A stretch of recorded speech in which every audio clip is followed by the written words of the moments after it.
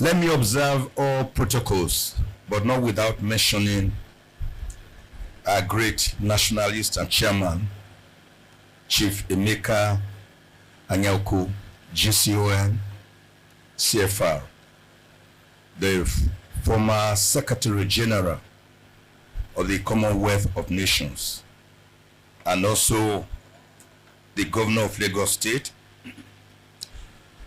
on whose soil we are doing this. If he doesn't want us to come into Lagos State, he will just say, don't come. And I also recognize our father, Chief Ayo Adebanjo. He has been in this struggle at almost 97 years old with Chief Ike Clark. He's still in the struggle. So for him, it's a case of aluta continua, Victoria Asceta.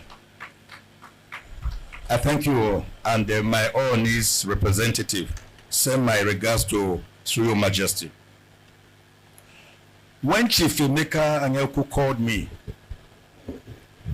to present today's keynote address in honor of Professor Nwabueze,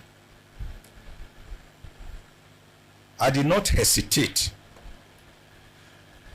because when Professor Nwabueze died, I wrote a tribute for him, which you can easily Google and see all I said about him. I was quite close to him. Unarguably, indisputably, he is the greatest constitutional lawyer to have emerged on the soil of Africa, the entire African continent. Make no mistake about that at all. In 2011, when I was being honored with a doctorate degree honoris causa, LLD, by Caritas University, Enugu, and Professor Nwabueze was also being honored, I went to him. I said, sir, how can a Lilliputian like me be honored the same day along a giant like you? That I found it a misnomer. He said, no, my son, I've been reading you, and I think I like what you are doing. You are not a Lilliputian. Continue to grow. Since that 2011, I became very close to Professor Nwabueze after reading all his books in my university and after university years. And we would argue. He would call me, he would tell Damian, his PA, he may be here now. He would say, call him at about 11:30 p.m. He would say, I read what you wrote yesterday in the papers. I don't agree with you. I would say, what are your thoughts, sir? He would say, don't worry, you will see my thoughts. I will publish them in the papers. Within 24 hours, Professor Nwabueze will publish his own thoughts, which by the time I will read, I will see that to him, I was really a Lilliputian. How he did it, I will continue to wonder, just as Professor Sage SCN was always wondering with me, how does he do it? So I think that even in his grave now, I think he must be writing. He wouldn't know that he has left this world. He will just be writing for angels. So Professor Nwabueze, sir, continue to write and educate the other world.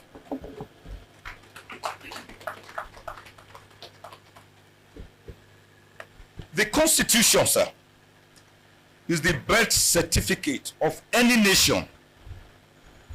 It is the identity card. Make no mistake about that. So when you talk about a constitution or a country, the first thing you think of is, what is his system of government? How does he run it? Is it parliamentary? Is it presidential? Is it a republican state? Is it unitary? What form of government? How do the people relate? Once you are discussing all these issues, you are thinking of the constitution of a country. And that is why it is very, very important. And let me make this point. The process, the procedure by which a constitution comes into being is not only important, but it's actually more important than the contents of the constitution itself. That was why America, between May 4 and September 1787, decided to gather in Philadelphia, Pennsylvania, to have what they called a more perfect union. They already had confederates having their own constitutions, but they felt that they needed a stronger government at the center, but federative units strong enough to stand on their own, but not too strong to override the central government. That was how they met. Great American people, Alexander Hamilton, John James, James Madison, Thomas Jefferson, George Washington, who became the first president of America, emerging from that conference. These were the great federalists. And they decided to set for themselves a new constitution. Agreed on certain articles of faith: republicanism, presidentialism, and federalism. It was from that constitutional conference they decided to have not just a presidential system of government, but also what you call judicial review of administrative actions. They decided to have a tripartite system of government: the legislature, the executive, and the judiciary. A doctrine which earlier in 1748 was ably propounded by Baron de Montesquieu, a great French philosopher. To have a Bill of Rights. And so that constitution was promulgated finally in June 1787, 10 years after they became independent. Guess what? They did not claim to know it all. The 50 delegates that attended, 39 of the delegates signed. They still subjected it to the 13th Confederate States for their approval through a referendum. A referendum is key to any constitution making. That is why the American Constitution, which is just 192 pages, about 27 amendments, 7,591 words, unlike the Nigerian Constitution, which is as large as a portfolio, still stands the test of time hundreds of years later. So the process by which a constitution comes into effect, therefore, is very, very important.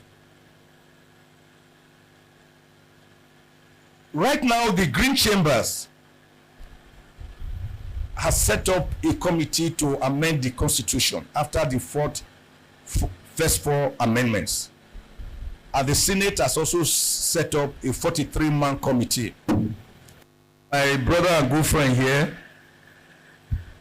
Aminu Tambuwa, a man who has conquered not just the legislature, but the executive.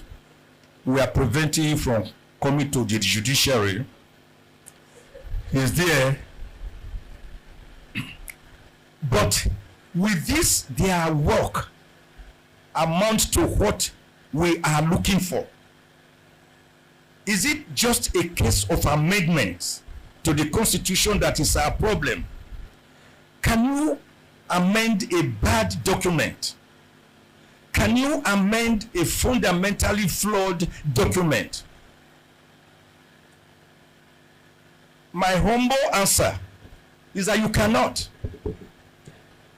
1 million amendments multiplied by 1 million amendments added to 1 million amendments of the present fundamentally flawed Constitution cannot cure it of its original sin, like the original sin committed by Adam and Eve. What is that original sin? It is that it was imposed on you and I militarily by a military junta led by General Abdusalami Abubakar, 28 members of the Provisional Ruling Council. It was never subjected to any referendum of the people. And guess what? The present Constitution was attached as a mere schedule. Can you believe that? To Decree number 24 of 1999. So the Constitution you are using is a mere schedule attached to a decree. So how can you amend it? How do you cleanse this of that leprous pedigree? How? I will tell you. Like Naaman the leper that dipped himself into River Jordan 7 times to become cleansed of his leprosy. Nigerians must own their own constitution through a popular referendum of the people, like was done to the Midwest Constitution on the 10th of August 1963, when it separated from Western region. Without that, we will just be on a journey to no destination. Make no mistake about that. So all these problems you see, insecurity, mutual distrust, religious tolerance, civilians attacking army therefore retaliating with mightier force, burning down a whole village, a whole city. Everybody is saying Buhari was prebendalistic, cronyistic, sectionalistic, that the present Tinubu is also following same, be prebendalistic, chronistic, sectionalistic. All these are mere symptoms of a larger ailment, which is that we are operating a system we have not agreed to operate.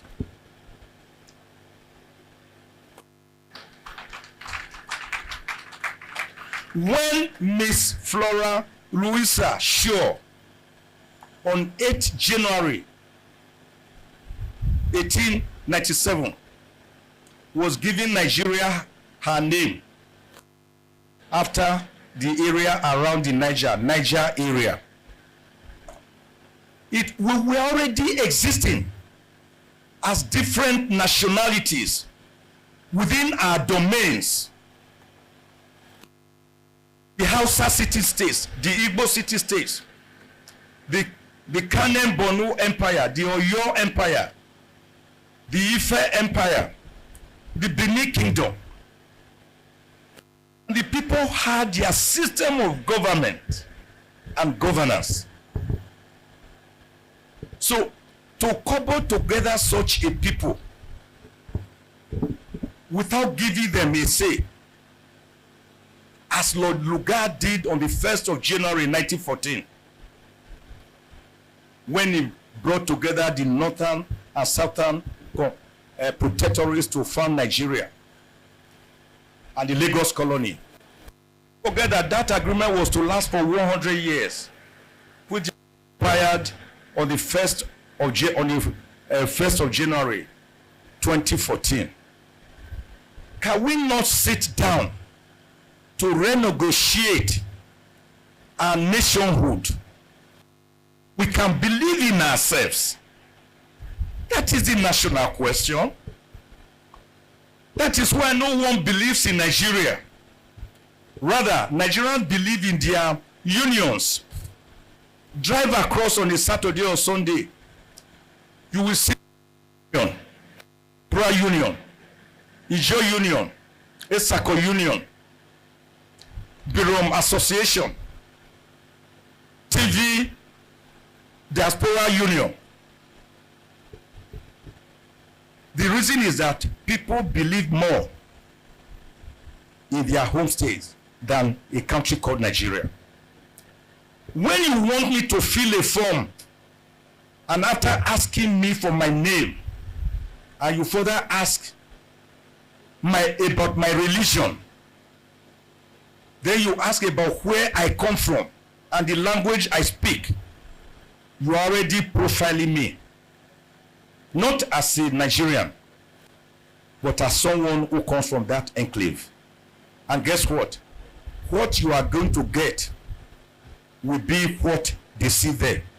So when I hear the Yorubas, some of them are still complaining today that they are being marginalized. I say, The Northerners, Hausa, Fulanis are complaining of marginalization right now. The Igbos, their case is well known, have always been at the receiving end, being marginalized. Then I ask, what of myself, a minority, being a minority from a tiny village called Ivyukwe near Agenibode in Esako, East Local Government Area? What do you want me to say? Because Abiola said the bigger the head, the bigger the headache. So my headache is bigger. So we are therefore going to look at some of the issues now, how we can solve this problem, which we have highlighted, so that we can move forward. Now, Professor Nwabueze gave us a very beautiful treatise as to how we can bring about a people's constitution.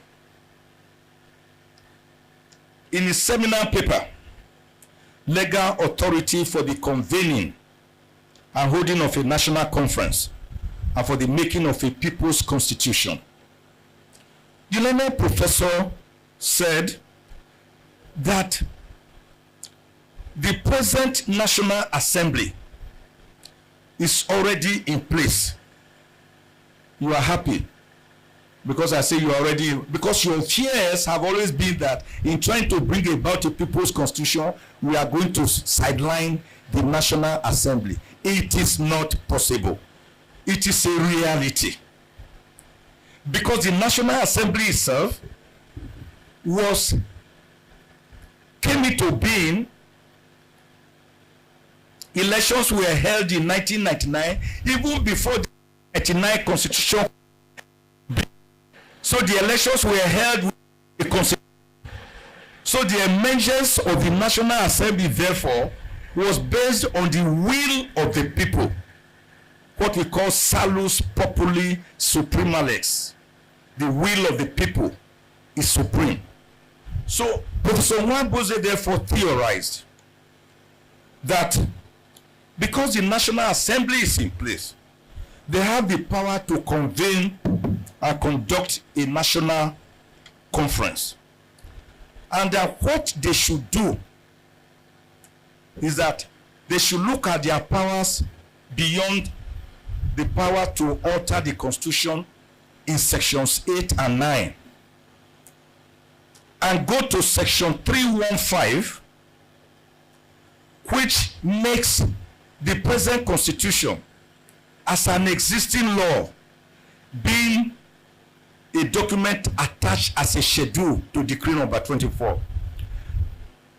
And that the National Assembly should yank off the constitution from that schedule under using section 1 subsection 1, and then simultaneously replace it with a brand new constitution, doing away with the schedule, with the military dictatorship aura.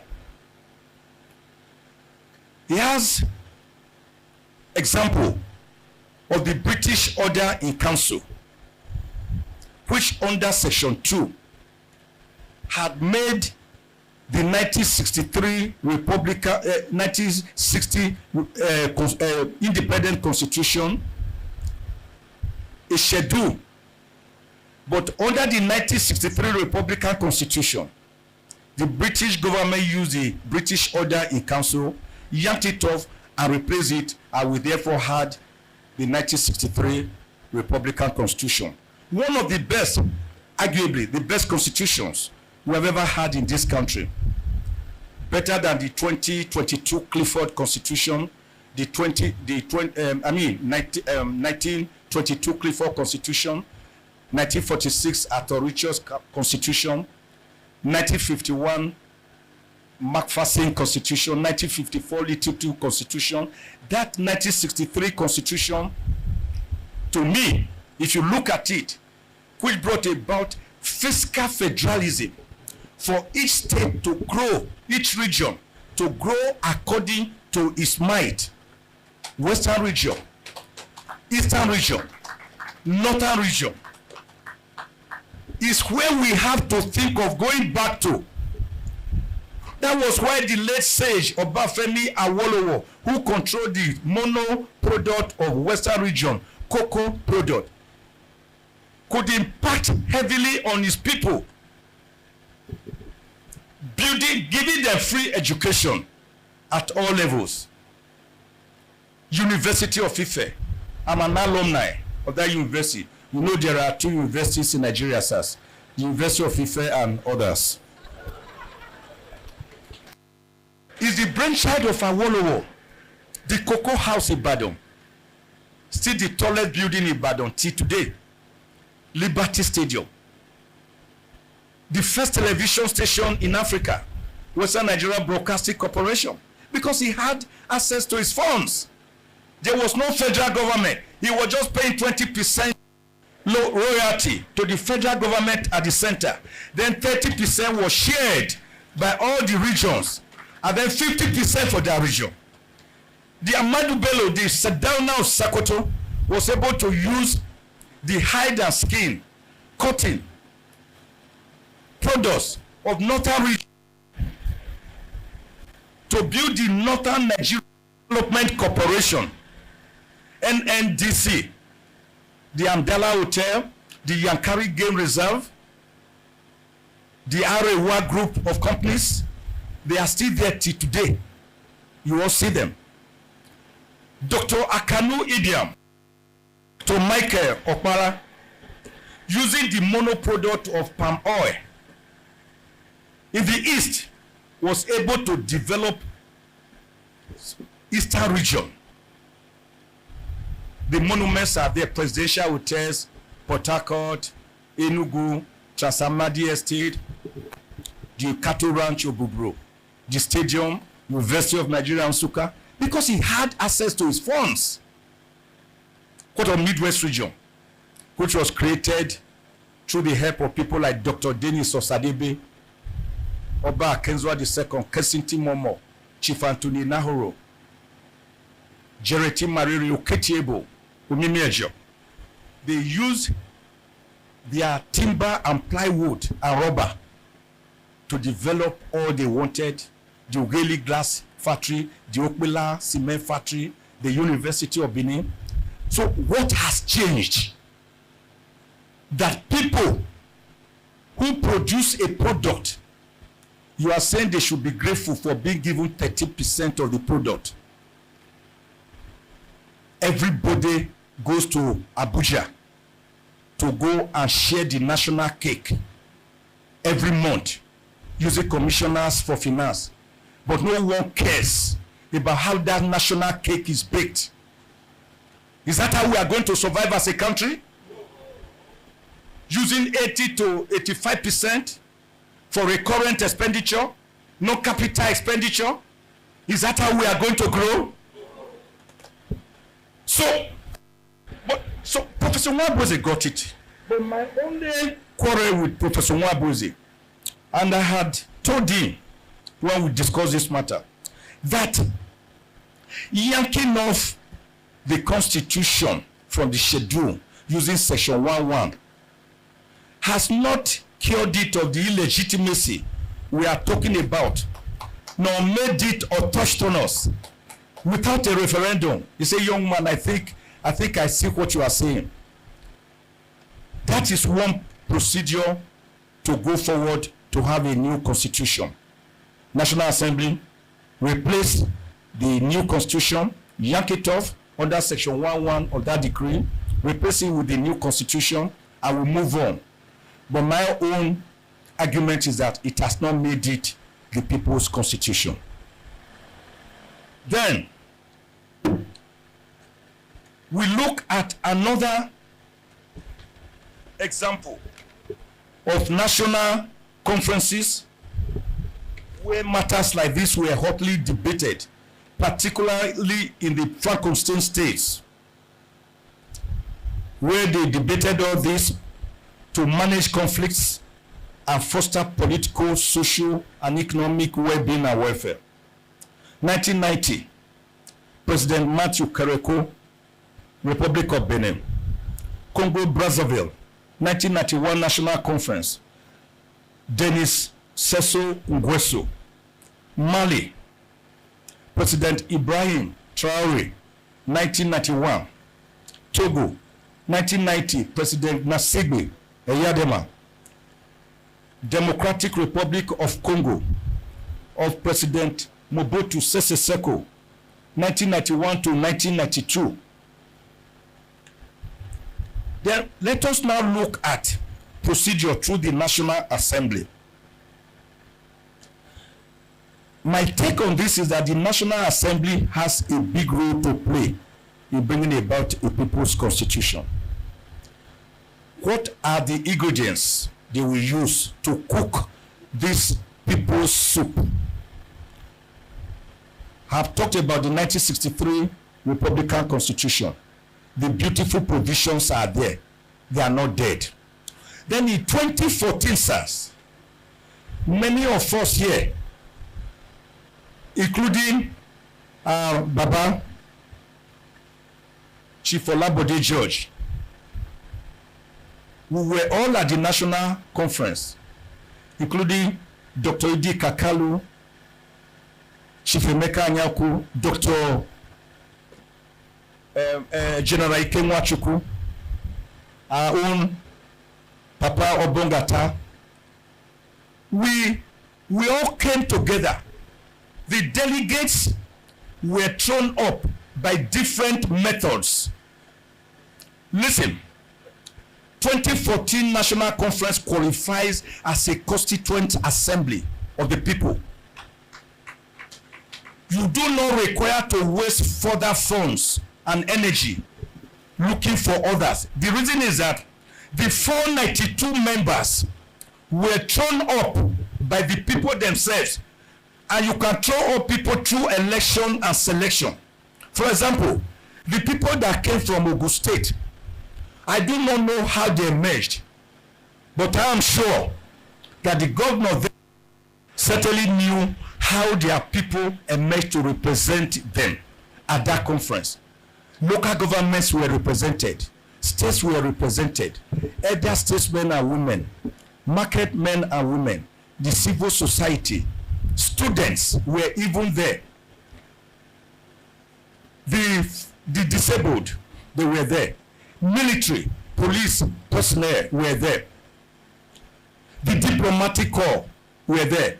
Federal government itself was represented. Traditional rulers It was a potpourri. In fact, for the first 2 weeks, the issue that we were debating was issue of representation. Where we were represented, we fought and fought and fought. All agreed, sirs, you are all here. We all agreed that the representation was good and representative enough of our nation, because ethnic nationalities were represented. Afenifere, the Middle Belt people, Ohaneze, they were there, Arewa. So every segment, professional groups, private and public sectors, we were all there. I, for example, was thrown up by my local government through the people and traditional rulers at Auchi Polytechnic. But by the time we got to Abuja, my name had been removed by powers that be. And when the then president, Ebele Jonathan Goodluck, heard of it, said, no, why? This young man has something to contribute. So they had to put my name. They attached it as an addendum. Can you all remember? So most of you, all of you were at that national conference, they gave me the nickname addendum. So I became an addendum. In other words, so that 2014 national conference qualifies as a constituent assembly or constitutional conference of the people. The over 600 recommendations they made, some of them were for mere executive implementation, some were constitutional. And I was lucky to be elected or appointed by the Committee on Judiciary and Human Rights to head the subcommittee of how to bring about a new constitution. And our recommendations are there. Why are we afraid to look at them? So my take on this, therefore, is that the National Assembly stake comes in now, sir. Just promulgate a law setting up what I call a National Referendum Commission, NRC, National Referendum Commission. That commission define its powers. Don't put a no-go area like Ibrahim Babangida once did. Let them get to work. The ultimate being to aggregate together the beautiful decisions of the 2014 National Conference, the beautiful provisions of the 1963 Republican Constitution, and the beautiful work you are currently doing in your own amendment based on your memorandum that you have. Let the National Referendum Commission look at all of them and work on them to give Nigeria a constitution. And what to do within 6 months. This law we are talking about, sir, you can do first reading, second reading, third reading. We have seen you do it on some occasions, first reading, second reading, third reading, on an urgent matter. The entire of this process that can take Nigeria forward can be finished and concluded, sir, in 6 months. I can help to drive it. 6 months. We will have a new dawn for this country. And then what happens thereafter? Simple. Then look at the collated document in the form of a constitution using section 5 of the constitution, which is executive powers, after a referendum of the people, ayes or nays. That's what a referendum means. Ayes or nays. Do we still agree to continue with our presidential system of government, which is energy sapping and draining? Nay. If nay, what? Is it parliamentary system of government? Yes. And then the National Assembly will get that clear. There will be no problem about that. So, as can Can this be possible? Yes, sir. As a lawyer and historian, Iraq did it, constitutional referendum, on the 15th of October 2005. Kenya did it on, we call it their own official referendum on the 4th of April 2010. Iran did it through their constitutional referendum on the 3rd of December 1979, after the Ayatollah Khomeini regime. Bangladesh did it through a constitutional referendum on the 15th of September 1991. The people voted 83.6% to go their own way. Morocco did it on the 1st of July 2011. Egypt did it on the 15th and 14th of December 2012. Eritrea did it through a constitutional commission in 1994. I've already given you the American example of 1787, between May 14 and September 17, when they had their constitution, which is a living document. So we can count, sirs, en masse. Many countries that have done this: Russia, Pakistan, UK. Remember the Brexit, when Britain decided to leave the European Union on the 23rd of June 2016. Remember Chile. Remember Denmark, Romania, Spain. All of them, Singapore, Taiwan, Norway, Greece, Hong Kong, Mexico, Italy. All of them at one time or the other, including Australia, at one time or the other, they subjected their constitutions to the people's referendum. And then, because of that, the constitutions became autochthonous, homegrown, indigenous, respectable, acceptable, legitimate, and believable by the people. All the qualities of which the present 1999 constitution clearly lacks, having been militarily imposed. What are those things we expect in this new constitutional dispensation? Very quickly, sir, so that I don't take much time, sir. Thank you, Chair.